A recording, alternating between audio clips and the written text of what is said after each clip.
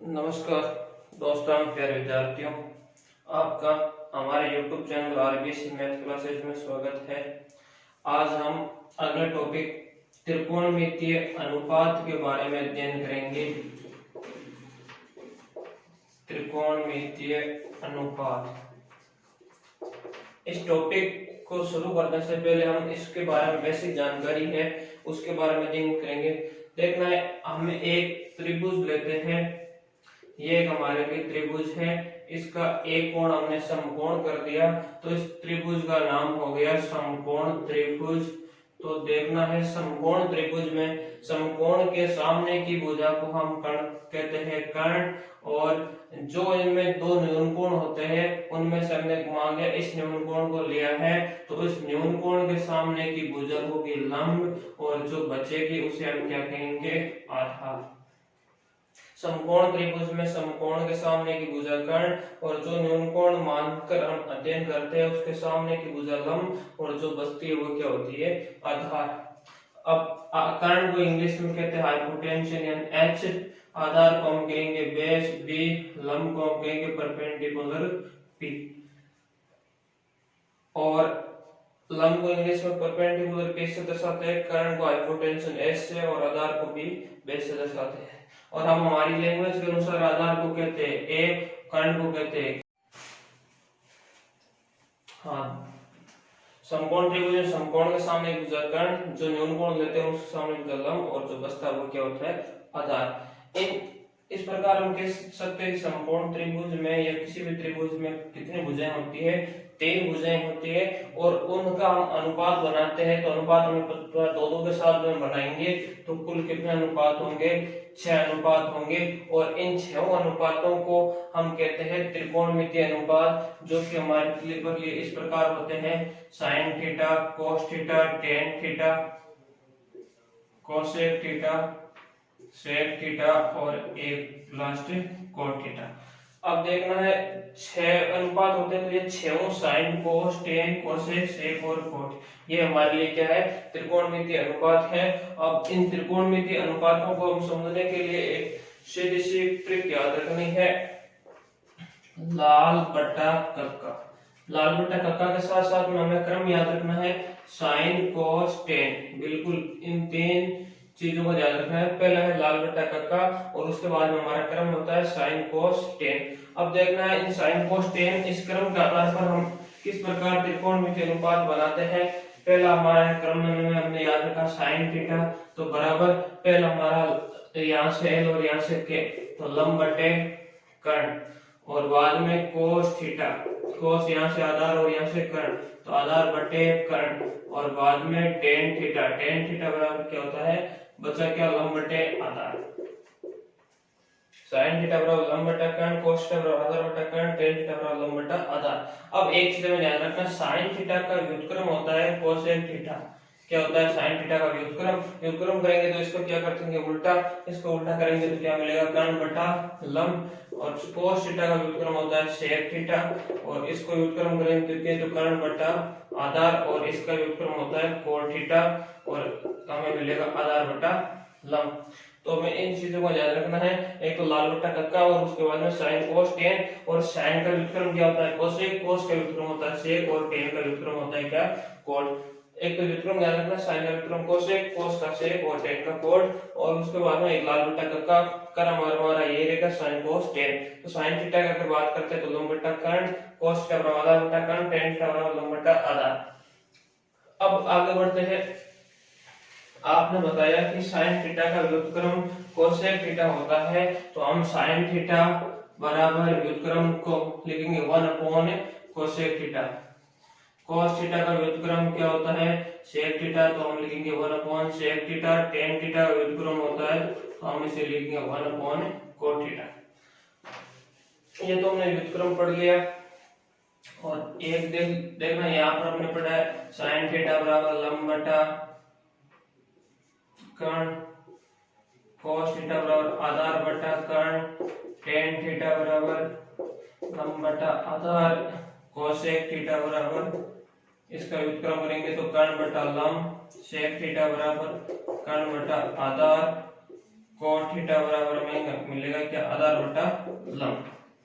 6 तो ये अनुपात के सूत्र और 3 ये व्युत्क्रम के सूत्र किस प्रकार, sin थीटा बराबर 1 upon cosec theta, cos theta बराबर 1 अपॉन सेक थीटा और tan थीटा बराबर 1 अपॉन cot थीटा। ये हमने पढ़ लिया व्युत्क्रम के आधार पर। अगर आपको यहाँ पर पूछेंगे कोसेक थीटा तो बराबर कोसेक थीटा को इधर प्रतिस्थापन करेंगे तो हमें क्या मिलेगा 1 अपॉन sin थीटा, और सेक थीटा का पूछेंगे तो सेक थीटा बराबर 1 अपॉन cos थीटा और यही cot थीटा बराबर करेंगे 1 अपॉन tan थीटा। इस प्रकार 3 और लिख सकते हो आप, कोसेक थीटा बराबर 1 अपॉन sin थीटा और सेक थीटा बराबर 1 अपॉन cos थीटा और एक बचा क्या उसके लिए cot थीटा बराबर 1 अपॉन tan थीटा लिखा हुआ है, 1 अपॉन tan थीटा। ये इस प्रकार आप आसानी से बना सकते हो। आपको याद इतना ही रखना है, एक तो लाल बट्टा कक्का में क्रम रखना sin cos tan, इसका मतलब पहले sin cos फिर tan, और sin का व्युत्क्रम होता है क्या, cosec, cos का व्युत्क्रम sec और tan का व्युत्क्रम cot। उसके आधार पर यह आपको आसानी से समझ में आ जाएगा। इसको रटने की आवश्यकता नहीं, आपके दिमाग में यही बॉक्स होना चाहिए, एक तो लाल बट्टा कक्का और उसके बाद में हमारा क्रम sin cos tan और sin का व्युत्क्रम cosec, cos का व्युत्क्रम sec और tan का व्युत्क्रम cot। अब देखो हम अगले पॉइंट की ओर बढ़ते हैं। हमने ये एक समकोण त्रिभुज लिया है, ध्यान से समझना है कंसेप्ट। अगर आपको समझ में आ गई तो कोई दिक्कत नहीं रहेगी। और इसमें मैंने इस कोण को कर दिया समकोण और इसको मैंने मान लिया क्या, थीटा। अब बताओ ये समकोण है तो इसको 90 डिग्री है। अब ये थीटा है तो ये क्या बचेगा, 90 माइनस थीटा। तो त्रिभुज के तीनों अंत्य कोणों का योग 180 होता है और इसके अनुसार हमने कह दिया कि ये 90 है तो इन दोनों का योग 90 रहेगा और इन दोनों को हमने इसको थीटा मान लिया तो ये क्या होगा 90 माइनस थीटा। अब हमें एक हमने परिभाषा पढ़ी है कि पूरक कोण का मतलब ऐसे दो कोण जिनका योग दोनों का 90 डिग्री हो उसे हम क्या कहते हैं, पूरक कोण। अगर एक थीटा है तो दूसरा क्या होगा 90 माइनस थीटा। अगर एक 40 है तो दूसरा 90 से में से 40 घटाएंगे तो हमें कितना मिलेगा 50। तो दो ऐसे कोण जिनका योग 90 डिग्री हो उसे अपने आप में पूरक कोण कहलाता है। पूरक कोण यानी कॉम्प्लीमेंट्री एंगल, जो वे होते हैं जिन दोनों का योग क्या होता है 90 डिग्री। तो इसका मतलब ये दोनों आपस में क्या है, पूरक कोण है। ए और सी आपस में त्रिभुज के अनुसार क्या है, पूरक कोण है।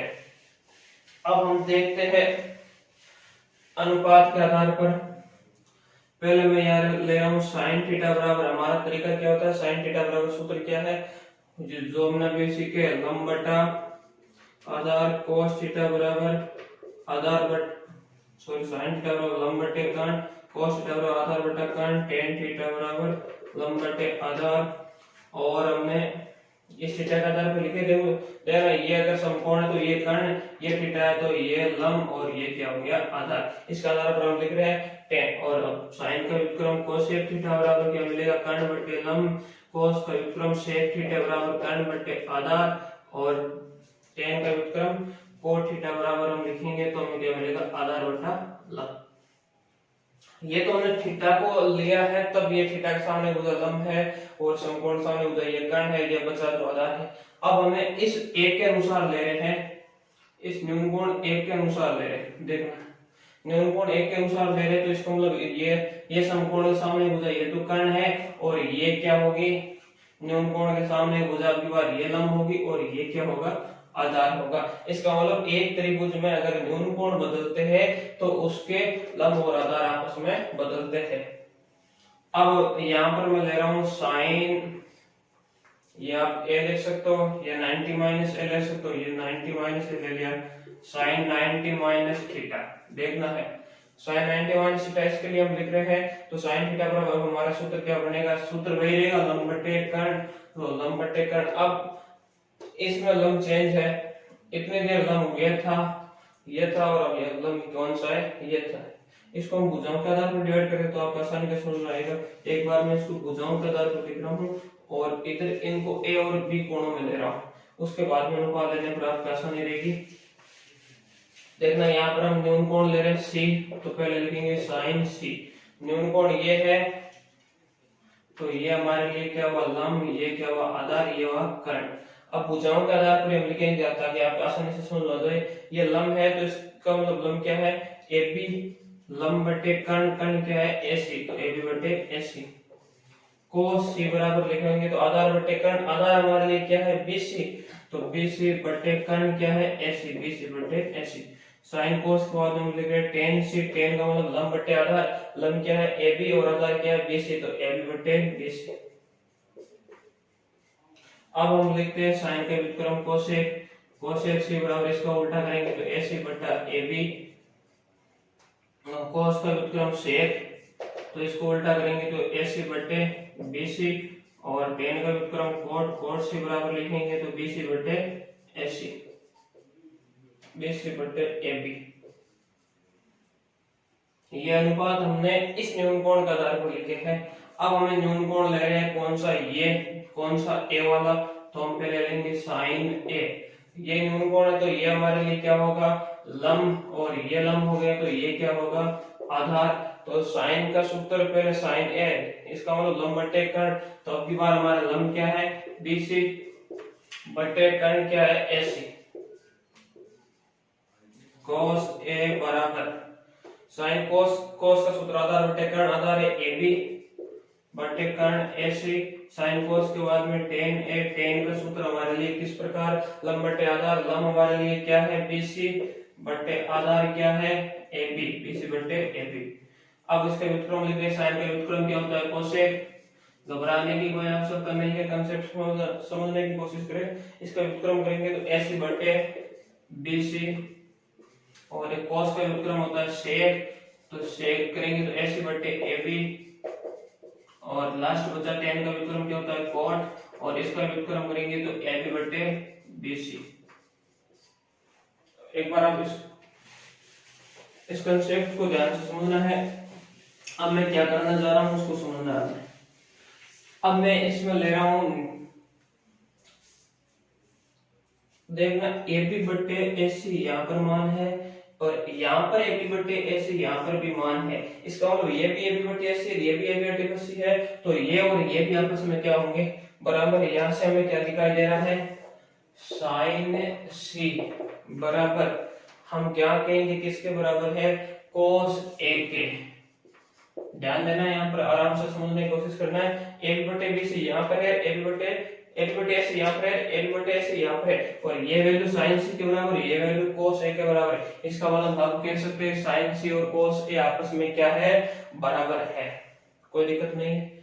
इसी प्रकार यहाँ पर देखना है BC बटे AC, और यहाँ पर भी BC बटे AC, तो यहाँ पर cos C और यहाँ पर sin A, तो मैंने लिख दिया यहाँ पर क्या cos C बराबर साइन A। इसमें आप लोगों को दिक्कत नहीं होगी शायद, उम्मीद करता हूं कि अनुपात हमने इसके आधार पर लिखे, इस आधार पर अनुपात लिखे, तो यहाँ पर हमें रिजल्ट मिला साइन C बराबर cos है, यहाँ पर मिला cos C बराबर साइन A। अब इस रिजल्ट को लिखने के बाद हम एक बार यहाँ पर ध्यान देना है कि अब इस त्रिभुज में अगर बात करते हैं तो ये 90 डिग्री है, तो ये दोनों क्या बचेंगे, इन दोनों का योग 90 बचेगा। अगर मैंने इसको थीटा मान लिया तो ये क्या होगा 90 माइनस थीटा। अब देखना थीटा किसको माना है हमने C को माना है, और एक को हमने क्या लिख दिया 90 माइनस थीटा। तो यहाँ पर ये वैल्यू पुटअप कीजिए, C साइन है जैसे ही C का मान इसके अनुसार क्या है थीटा, तो मैंने लिख दिया साइन थीटा बराबर cos है जैसे ही एक की वैल्यू क्या है इसके अनुसार 90 माइनस थीटा। देखना है साइन थीटा बराबर cos 90 माइनस थीटा, यह आपको रिजल्ट मिला है। और यहाँ पर वैल्यू पुटअप करते हैं cos है जैसे ही C की वैल्यू इस चित्र के अनुसार क्या है थीटा, cos थीटा बराबर साइन, यहाँ पर एक की वैल्यू क्या है 90 माइनस थीटा। अब इस प्रकार हमें दो रिजल्ट प्राप्त हुए हैं, एक होता है साइन थीटा बराबर cos 90 माइनस थीटा, और दूसरा है cos थीटा बराबर साइन 90 माइनस थीटा। थीटा और 90 माइनस थीटा में समझ गए, थीटा का पूरक क्या होता है 90 माइनस थीटा, और 90 माइनस थीटा का पूरक क्या होता है थीटा। इसका मतलब हम कहेंगे साइन का पूरक क्या हुआ cos, और cos का पूरक क्या हुआ साइन। याद रखना कंसेप्ट, साइन का पूरक cos और cos का पूरक साइन। आगे बढ़ते हैं AB बटे BC। अब यहाँ पर देखना है AB बटे BC कहाँ पर दिखाई दे रहा है, तो AB बटे BC, इसका मतलब ये और ये आपस में क्या है बराबर, तो ये tan C और ये क्या है cot A, तो इसका मतलब tan C बराबर cot A। C की वैल्यू पुटअप करते हैं चित्र के अनुसार, तो हमें मिल रही है tan थीटा बराबर यहाँ पर मिला क्या cot 90 माइनस थीटा, ये रिजल्ट हो गया। अब आगे बढ़ते हैं, एक बार BC बटा AB लेते हैं। BC बटा AB यहाँ पर किसके बराबर है, ये रहा BC बटा AB, तो BC बटा AB cot C बराबर tan A, तो यहाँ पर लिख दिया cot C बराबर tan A। डायरेक्ट बताइए क्या मिलेगा, C की वैल्यू cot थीटा बराबर tan A की वैल्यू 90 माइनस थीटा, ये चौथी वैल्यू। अब आपको यहाँ पर देखना है AC बटे AB और ये भी AC बटे AB, ये किसके बराबर है कोसेक C के, ये किसके बराबर है सेक A के, इसका मतलब कोसेक थीटा बराबर सेक 90 माइनस थीटा, कोसेक थीटा बराबर सेक 90 माइनस थीटा। अब बचा कौन, AC बटे BC, AC बटे BC, ये किसके बराबर सेक C के और ये किसके बराबर कोसेक A के, सेक C और कोसेक A बराबर आपस में, इसका मतलब C की जगह में लिख दिया थीटा, तो सेक थीटा बराबर कोसेक A की जगह 90 माइनस थीटा। ध्यान देना, हमें 6 रिजल्ट प्राप्त हुए हैं और इन 6 रिजल्ट के आधार पर हम निष्कर्ष निकालेंगे। पहला रिजल्ट मिला sin थीटा बराबर cos 90 माइनस थीटा और cos थीटा बराबर sin 90 माइनस थीटा, तीसरा tan थीटा बराबर cot 90 माइनस थीटा, चौथा cot थीटा बराबर tan 90 माइनस थीटा और cosec थीटा बराबर sec 90 minus theta, sec theta बराबर cosec 90 माइनस थीटा। कोई जरूरी नहीं इसको रटने की, थीटा और 90 माइनस थीटा में संबंध के आपस में पूरक है, तो हमें डायरेक्ट याद रखना है sin का पूरक क्या होता है cos और cos का पूरक क्या होता है sin, tan का पूरक क्या होता है cot और cot का पूरक क्या होता है tan, और cosec का पूरक sec और sec का पूरक क्या होता है cosec। याद रखने का तरीका, sin का पूरक cos और cos का पूरक sin, tan का पूरक cot और cot का पूरक tan और sec का पूरक cosec और cosec का पूरक sec। अब पूरक की बात आते हैं, हमें एक साइड थीटा दूसरी साइड 90 माइनस थीटा करना है। आप चाहे तो इसका स्क्रीनशॉट ले सकते हो, मैं उम्मीद करता हूँ आपको स्क्रीनशॉट नहीं लेना है, डायरेक्ट कंसेप्ट को दिमाग में बिठाना है। जो अभी तक हमने पढ़ा है वह 2-3 चीजें हैं, उसको सीधा दिमाग में से याद रखना है। पहले हमने पढ़ा लाल बट्टा कक्का और उसके बाद हमने क्रम ध्यान दिया साइन कोस टेन, ये हमारा क्रम था, और हमने बाद में सीखा साइन का व्युत्क्रम कोसेक, कोस का व्युत्क्रम सेक और टेन का व्युत्क्रम क्या हुआ कोट। और व्युत्क्रम पढ़ने के बाद हमने पढ़े पूरक, थीटा का पूरक 90 माइनस थीटा और बाद में साइन का पूरक कोस, कोस का पूरक साइन, टेन का पूरक कोट, कोट का पूरक टेन और सेक का पूरक कोसेक और कोसेक का पूरक सेक। पूरक समझने के बाद में हमने अब कोई रिजल्ट पूछता है सर आप सेक थीटा का पूरक में सूत्र बताइए, तो सेक थीटा का पूरक, सेक का पूरक हमने किसको बताया है कोसेक को बताया है, और एक साइड थीटा किया तो दूसरी साइड क्या कर देंगे 90 माइनस थीटा। सर ये तो कर दिया, आप कोस थीटा का पूरक बताओ, कोस का पूरक आपने क्या बोला साइन, और एक साइड थीटा है तो दूसरी साइड क्या होगा 90 माइनस थीटा। इसी प्रकार ये आप आसानी से याद रख सकते हो, थीटा है एक साइड तो दूसरी साइड 90 माइनस थीटा, और इसके याद रखने का तरीका साइन का पूरक कोस, कोस का साइन, टेन का कोट और कोट का वापस टेन, सेक का कोसेक और कोसेक का सेक। इस कंसेप्ट के बाद में हम आगे और बढ़ते हैं, एक बेसिक सभी इस पार्ट में हम सभी बेसिक की जानकारी लेंगे, उसके बाद में हम ट्यूशन की ओर बढ़ेंगे। अब त्रिकोणमिति अगला टॉपिक हमारा त्रिकोणमिति सर्वसमीकरणों से संबंधित रहेगा। वह सर्वसमीकरण किस प्रकार बनती है हम उस पर भी चर्चा कर लेते हैं। एक हमने समकोण त्रिभुज में परिमेय पढ़ा है, उसको ध्यान रखना है। ये समकोण त्रिभुज, ये समकोण, समकोण के सामने भुजाखंड, ये न्यून कोण है तो ये लंब और ये क्या हुआ आधार।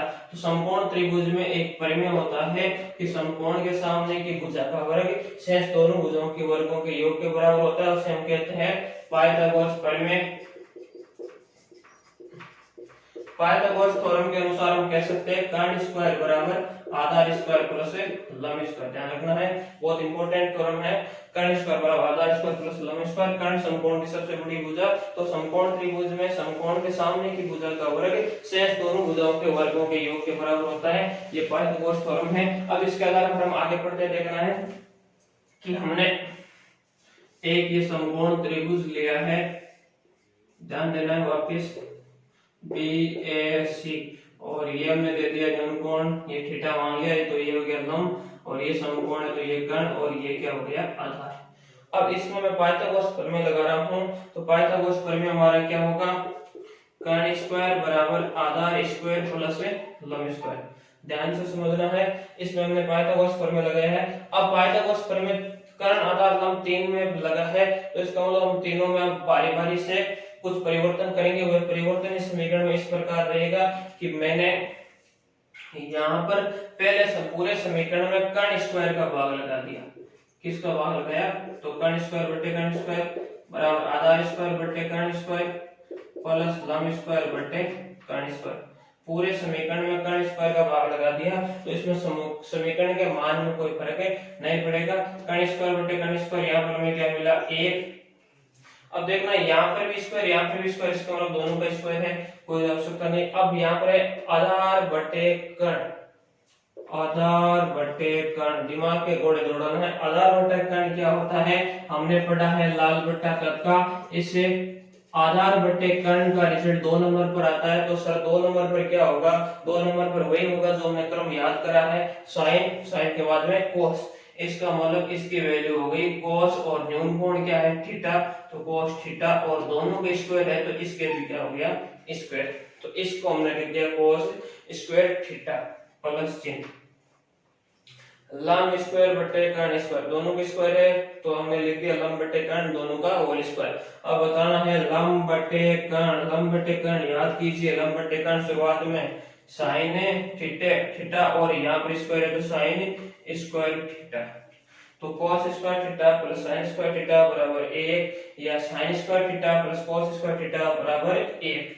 तो हमने ये लिख दिया sin square theta plus cos square theta बराबर 1। यही हमारे त्रिकोणमितीय सर्वसमीकरणों की पहली सर्वसमीकरण है।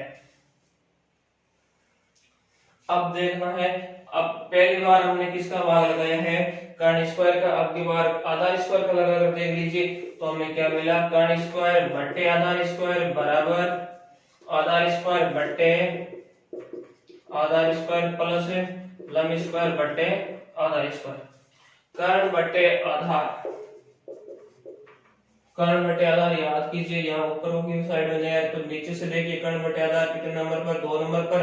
2 नंबर पर क्या होता है कोस, और कोस का उल्टा क्या होता है, व्युत्क्रम क्या होता है, कोस का व्युत्क्रम होता है सेक। इसका मतलब कर्ण बटे आधार को हम क्या लिखेंगे सेक, और दोनों का स्क्वायर है तो इसको हमने लिख दिया सेक स्क्वायर, और न्यूनकोण थीटा है तो सेक स्क्वायर थीटा बराबर समान संख्या में समान संख्या का भाग कितनी बार, एक बार। आधार स्क्वायर बटे आधार स्क्वायर वैल्यू 1 प्लस लंब स्क्वायर बटे आधार स्क्वायर, लंब बटे आधार आपको पता है क्या होता है, लंब बटे आधार tan थीटा, और दोनों का स्क्वायर है तो tan स्क्वायर थीटा। तो ये हमें वैल्यू प्राप्त होगी sec स्क्वायर थीटा बराबर 1 प्लस tan स्क्वायर थीटा। ये हमारी दूसरी सर्वसमीकरण है, sec स्क्वायर थीटा बराबर 1 प्लस tan स्क्वायर थीटा। याद रखना है डायरेक्ट इस वैल्यू को। अब दोनों का भाग लगा दिया, बचा क्या, कर्ण का लगा दिया, आधार का लगा दिया, लंब का लगाएंगे तो लंब स्क्वायर का भाग लगाएंगे, तो कर्ण स्क्वायर बटे लंब स्क्वायर बराबर आधार स्क्वायर बटे लंब स्क्वायर प्लस लंब स्क्वायर बटे लंब स्क्वायर। कर्ण बटे लंब देखिएगा, कर्ण बटे लंब, इसको उल्टा करने पर मिल रहा है, उल्टा करते ही सर्वप्रथम मिल रहा है, इसका मतलब साइन का उल्टा, साइन का उल्टा क्या होता है कोसेक, और ये हो गया कोसेक, दोनों के स्क्वायर है तो कोसेक स्क्वायर थीटा बराबर आधार स्क्वायर बटे लंब स्क्वायर, आधार बटे लंब, tan का उल्टा कोट, इसको हमने लिख दिया कोट स्क्वायर थीटा प्लस समान संख्या में समान संख्या का भाग एक बार, तो कोसेक स्क्वायर थीटा बराबर कोट स्क्वायर थीटा प्लस 1 या 1 प्लस कोट स्क्वायर थीटा। तो तीसरी हमारी सर्वसमीकरण हो गई कोसेक स्क्वायर थीटा बराबर 1 प्लस कोट स्क्वायर थीटा। इन तीन सरल समीकरणों के अलावा कोई सरल समीकरण नहीं होती है। अब इनको अब यूज करने का तरीका अलग अलग हो सकता है। कई बार हमें cos स्क्वायर थीटा बराबर चाहिए तो हम sin स्क्वायर उस साइड भेजेंगे तो cos स्क्वायर थीटा बराबर हम मिलेगा 1 माइनस sin स्क्वायर थीटा, और कई बार sin स्क्वायर बराबर चाहिए तो 1 माइनस cos स्क्वायर कर देंगे। इसी प्रकार हमें प्लस tan स्क्वायर इधर भेजेंगे तो माइनस तो sec square theta minus tan square theta बराबर क्या होगा 1। केवल tan स्क्वायर की बात करेंगे तो sec स्क्वायर थीटा प्लस 1 इधर आता है -1। इसका मतलब पक्षांतरण से हमें इन तीन की जो आवश्यकता होगी उसके अनुसार हम चेंज कर सकते हैं। अगर हमारे क्वेश्चन पर डिपेंड करेंगे तो हमने अभी तक जो जो पढ़ा है एक बार वापस रिपीट करते हैं। चलो प्रथम हमने ध्यान दिया किस पर, लाल बट्टा कक्का पर। लाल बट्टा कक्का के बाद हमने क्रम को ध्यान दिया sin cos tan, और तो सर्वप्रथम sin थीटा बराबर लंब बट्टे कर्ण cos थीटा बराबर आधार बट्टे कर्ण। इसी प्रकार में लाल बट्टे कक्के के आधार पर sin का व्युत्क्रम क्या सीखा cosec, cos का व्युत्क्रम sec और tan का व्युत्क्रम cot। व्युत्क्रम की कहानी खत्म। उसके बाद हमने क्या सीखा, पूरक कोण, sin का पूरक cos, cos का पूरक sin, tan का पूरक cot, cot का tan और cosec का sec और sec का cosec।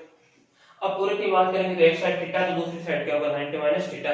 उसके बाद हमने त्रिकोणमितीय सरल समीकरण पढ़ी, तीन होती है sin square theta plus cos theta बराबर 1, sec स्क्वायर थीटा बराबर 1 plus tan square theta, cosec square theta बराबर 1 प्लस cot स्क्वायर थीटा।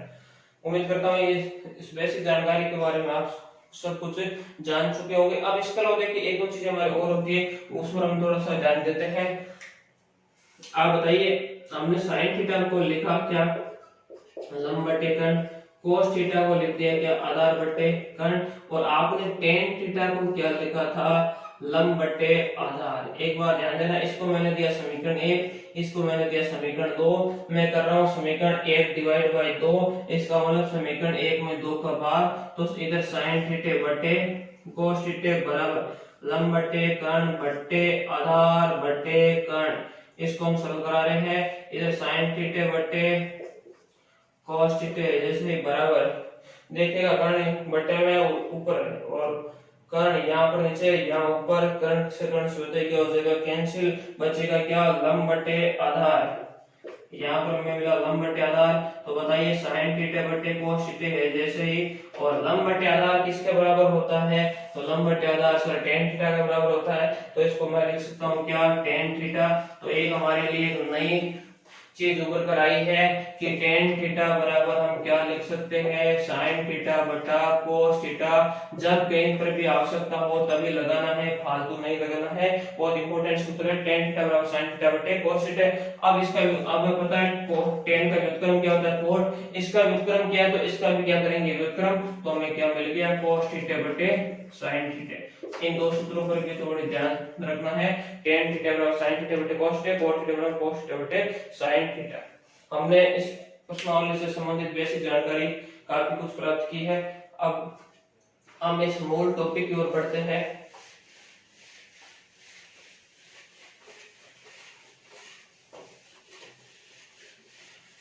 हमारा मूल टॉपिक ये रहेगा कि हमें त्रिकोणमितीय मानों की सारणी है जो हमें याद करनी है। मैं एक बार आपको बनाना सिखा रहा हूं, और अगर आप सीखे तो बढ़िया, नहीं सीखे तो आपको उसे यन प्रकार आपको याद रखना है।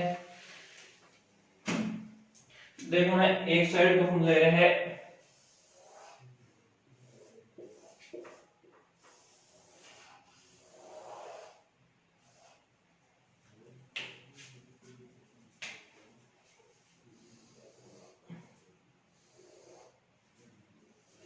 यहाँ पर, तो हमने ले लिया थीटा, सर्वप्रथम 0 डिग्री, उसके बाद में 30 डिग्री, 30 के बाद में 45 डिग्री, 45 के बाद में 60 और 60 के बाद में 90 डिग्री।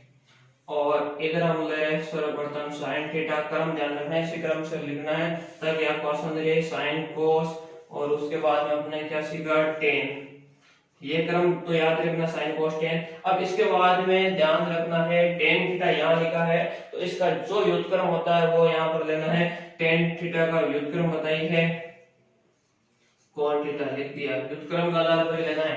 tan का व्युत्क्रम cot ले दिया, tan के ऊपर क्या है cos, cos का व्युत्क्रम क्या होगा sec, तो लिख दिया sec। और जो गोला बचेरा बचा है उसको लिख दीजिए sin, sin का व्युत्क्रम क्या cosec, तो लास्ट में हमने लिख दिया कोसेक थीटा। सारणी बनाने में क्रम को ध्यान रखना, साइन कोस टेन, उसके बाद में टेन का व्युत्क्रम कोट और कोस का व्युत्क्रम सेक और साइन का व्युत्क्रम कोसेक।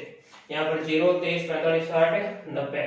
अब एक बार आप ये जानते हो रेडियन में हम लिखने 1 पाई रेडियन बराबर होता है कितने डिग्री, 180 डिग्री, ये आप जानते हो। अब इसको हम रेडियन में बदलेंगे तो यहाँ पर तो हमें क्या मिलेगा, 0 तो 0 मिलेगा, और 30 का मतलब इस 30 को हम रेडियन में बदलेंगे तो 30 पाई, इसका भाग लगाएंगे 180 का, 0 से 0 कैंसिल, 3 और 18 आपस में कितनी बार कैंसिल, 6 बार, तो पाई बाई 6। तो ये 30 डिग्री को हम क्या लिख सकते हैं, रेडियन में पाई बाई 6। इसी प्रकार 45 को पाई बाई 4, इसको पाई बाई 3 और इसको पाई बाई 2।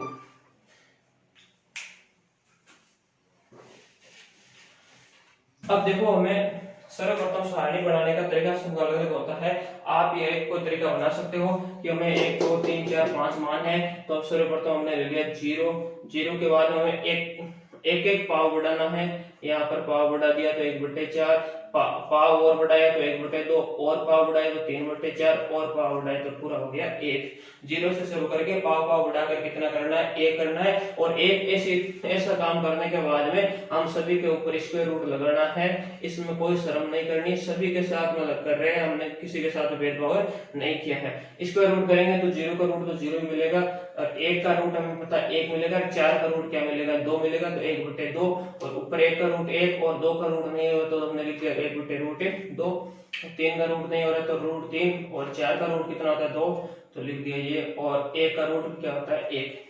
अब ध्यान रखना कंसेप्ट पर, सर्वप्रथम 0 से शुरू करके पाव बढ़ाया है, 0 पाव 1/4, 1/2, 3/4, 1, और उसके बाद में सभी पर क्या किया है रूट, और सभी पे रूट किया तो हमें 0 का रूट मिला 0, 1 का रूट 1, 4 का रूट 2 है तो 1/2, और यहाँ पर 1 का रूट 1 और 2 का रूट नहीं होता तो रूट 2 है जैसे, और इसी प्रकार रूट 3 और बट्टे 4 का रूट क्या होता है 2, तो 3/2, और 1 का रूट क्या होता है 1। चाहे आप इस तरीके से लिखे या आप इन पांचों मानों को याद रखें, जो भी आपको अच्छा लगे उसी प्रकार कर सकते हो। ये पांचों मान हमारे लिए यहाँ पर हैजे से लिखने हैं। सर्वप्रथम 0, 1/2, 1/√2, उसके बाद में √3/2, और अंतिम क्या होगा 1। ये हमारे लिए साइन के सभी मान है। साइन 0 का मान 0, साइन 30 का मान 1/2, साइन 45 का मान 1/√2, साइन 60 का मान √3/2, और साइन 90 का मान 1। इसमें हमें कोई दिक्कत नहीं है। साइन का मान प्राप्त करने के बाद हम पूरी सारणी को, अगर ये 5 मान आप याद रख लेंगे तो बहुत आसानी से बना सकते हैं। अब साइन के बाद हम आ रहे हैं कोस पर, तो बताइए साइन और कोस में क्या संबंध पढ़ा आपने? सर हमने साइन और कोस के बारे में पूरक का संबंध पढ़ा, पूरक का पढ़ा, तो बताइए कि हम पूरक का एक बार यहाँ इनमें सिस्टम देखिए। 0 का पूरक कितना होता है 90, क्यों 90 में से 0 घटाएंगे तभी तो 90 योग 90 आएगा, तो इसका पूरक यहाँ पर है। 30 का पूरक कितना होता है 60, 30 और 60 को जोड़ रहे हैं तो क्या मिल रहा है 90, और यहाँ पर 45 है, 45 में 45 जोड़ेंगे तो क्या मिलेगा 90। इसका मतलब है इसका क्रम में इधर से जोड़ेंगे, इन दोनों को जोड़ेंगे तो पूरक, इन दोनों को जोड़ेंगे तो पूरक, और इस बीच वाले को 2 बार जोड़ेंगे तो क्या मिल जाएगा पूरक। तो हमें ध्यान रखना साइन पूरक कोस होता है। तो अब इस सारणी का सिस्टम इस प्रकार बैठाया गया है कि पूरक की बात करेंगे तो हमें इन दोनों का क्रम चेंज करके लेंगे, लिख देंगे तो इसका मान मिल जाएगा। तो हमें सारणी में कोस का मान लिखने के लिए क्या करना है, इन मानों को उल्टा लिखना है। उल्टा लिखना है तो सर्वप्रथम लिख दिया क्या 1, उसके बाद में √3/2, उसके बाद में 1/√2, उसके बाद में 1/2, लास्ट में क्या आ गया 0। साइन और कोस का मान मैं उम्मीद करता हूं आपको कोई दिक्कत नहीं होगी। साइन और कोस का मान पढ़ने के बाद में हमारे tan में, तो बताइए tan थीटा का हमने संबंध पढ़ा था क्या, tan थीटा बराबर sin थीटा बटा cos थीटा। इसका मतलब इस राशि में इस राशि का भाग लगाना है। तो पहले हम करेंगे 0/1, 1 का भाग 0 में लगेगा क्या मिलेगा 0, 1/2, 1/2 बटे √3/2, ध्यान देना है 2 बट्टे में 2 से 2 तो कैंसिल, क्या बचा 1/√3, तो इसका मान मिल गया 1/√3। इसी प्रकार इस राशि में इस राशि का भाग, समान राशि में समान राशि का भाग लगाएंगे तो कितनी बार जाएगा एक बार, 1/√2 बट्टे 1/√2, √2 से √2 कैंसिल, 1/1 का मतलब मान क्या हो गया 1, और यहाँ पर √3/2 बट्टे 1/2, 2 से 2 क्या हो रहा है कैंसिल, तो बचा क्या √3/1, √3/1 बट्टे में लिखने की आवश्यकता नहीं है। यहाँ पर 1/0, 1/0 का मतलब अपरिभाषित इंफिनिटिव, तो यहाँ पर हमें लिख दिया अपरिभाषित। टेन की वैल्यू मिल गई, किस प्रकार मिली, साइन बटे कोस, तो इस वैल्यू में इस वैल्यू का भाग लगाया तो हमने किसकी वैल्यू प्राप्त कर ली, पूरे टेन की सारणी प्राप्त कर ली। टेन की वैल्यू पढ़ने के बाद हमने पढ़ रहे टेन और कोट में संबंध क्या होता है, सर टेन और कोट आपस में पूरक होते हैं, तो यहाँ से उठाइए, यहाँ पर ऐसा उल्टा रख दीजिए, तो यहाँ पर हमने लिख दिया इन्फिनिटी, उसके बाद में √3, उसके बाद में 1, उसके बाद में 1/√3 और अंतिम क्या हो गया 0। कोई दिक्कत नहीं है, साइन कोस टेन कोट के मान हमने लिख दिए। उसके बाद में हम बढ़ रहे हैं किसकी ओर,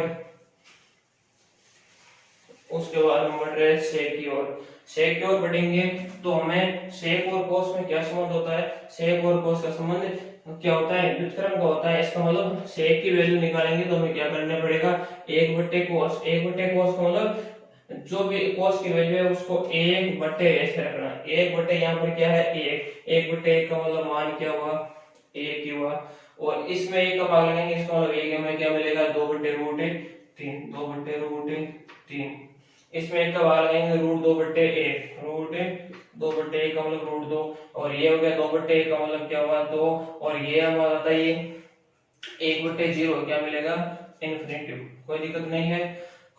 सेक की वैल्यू का ध्यान रखना है, किससे निकालना है, कोस से, और इसका क्या करना है, व्युत्क्रम करना है। एक का व्युत्क्रम 1 होता है, इसका व्युत्क्रम करेंगे 2/√3, उसके √2/1 यानी √2, और 2/1 का मतलब 2, और 1/0 का मतलब इन्फिनिटी। अब सेक की वैल्यू आने के बाद में कोसेक की वैल्यू निकालेंगे, तो सेक और कोसेक में संबंध किसका, अभी हमने पढ़ा सेक और कोसेक में संबंध पूरक का होता है, पूरक का होता है, तो इसको इधर से स्टार्ट करके रख दीजिए।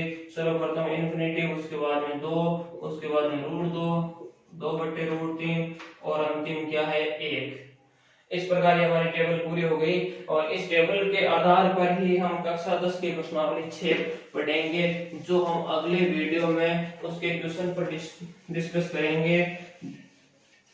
उम्मीद करता हूं जो भी बेसिक कंसेप्ट मैंने आपको पढ़ाया वो आपकी अच्छी तरह समझ में आया होगा, और आप अगर इस सारणी का स्क्रीनशॉट लेना चाहे तो स्क्रीनशॉट ले लीजिए। एक बार मैं इसको तरीके को रिपीट करता हूं, 5 वैल्यू को याद रखना है, उसके बाद में कोस के निकालेंगे तो इसको इधर से लिखना है, इधर से लिखने का मतलब अंतिम को पहले करते हुए इस पूरी को इस क्रम में लिखना है। उसके बाद में इसका भाग इसमें लगाकर पेन की वैल्यू प्राप्त करनी है। कोट का निकालेंगे तो इसको इस प्रकार उल्टा लिखना है, और सेक की किसे निकालेंगे, कोस से, किस प्रकार, कोस का व्युत्क्रम करके। तो ये हमने सेक की प्राप्त कर ली, सेक के आने के बाद में कोसेक की किस प्रकार, इसको वापस इसी उल्टे क्रम में लिखने पर हमें पूरी टेबल मिल जाएगी। आप इस टेबल का स्क्रीनशॉट ले लीजिए। चलो उम्मीद करता हूँ आज की क्लास आपको अच्छी तरह समझ आई होगी। हमने बेसिक सभी कंसेप्ट के बारे में अध्ययन कर लिया। अगले पार्ट में हम कल के पार्ट में प्रश्नमाला 6 के ट्यूशन के में पढ़ेंगे। आज इस वक्त हम करते हैं समाप्त। जय हिंद, जय भारत।